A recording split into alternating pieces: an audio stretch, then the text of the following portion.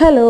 അപ്പോൾ ഇതെന്താ കൊറിയറൊക്കെ ആയിട്ട് പോകുന്നതെന്നല്ലേ നിങ്ങൾ ആലോചിക്കുന്നത്? ഇത് നമ്മൾ കുറച്ച് ഇന്ത്യൻ ഗ്രോസറി ഐറ്റംസ് ഓൺലൈനായിട്ട് പർച്ചേസ് ചെയ്തതാണ്. നമുക്കിവിടെ ജപ്പാനിലെ സൂപ്പർ മാർക്കറ്റിൽ ഇന്ത്യൻ ഗ്രോസറി ഐറ്റംസ് അത്ര ഒരുപാട് അവൈലബിൾ അല്ല. അപ്പം നമ്മളിങ്ങനെ ഓൺലൈനായിട്ട് കുറച്ച് സൈറ്റ്സൊക്കെ ഉണ്ട്, അതിൽ നിന്നാണ് നമ്മൾ ഓർഡർ ചെയ്യുന്നത്.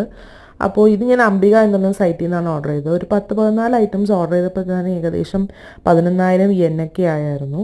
അപ്പോൾ എന്തൊക്കെയാണെന്ന് വെച്ച് കഴിഞ്ഞാൽ ആദ്യം ചിപ്സാണ്, നമ്മൾ നാട്ടിൽ നിന്ന് കൊണ്ടുവന്ന ചിപ്സൊക്കെ തീർന്നു. അപ്പോൾ ഒരുപാട് ക്രേവിങ്സ് വന്നിട്ട് അവസാനം ഓർഡർ ചെയ്തതാണ്. പിന്നെ നമുക്ക് കറിവേപ്പില ഇവിടെ ഫ്രഷായിട്ട് അവൈലബിൾ വളരെ കുറച്ചേ കിട്ടാറുള്ളൂ, അതുകൊണ്ട് ഡ്രൈ ആണ്.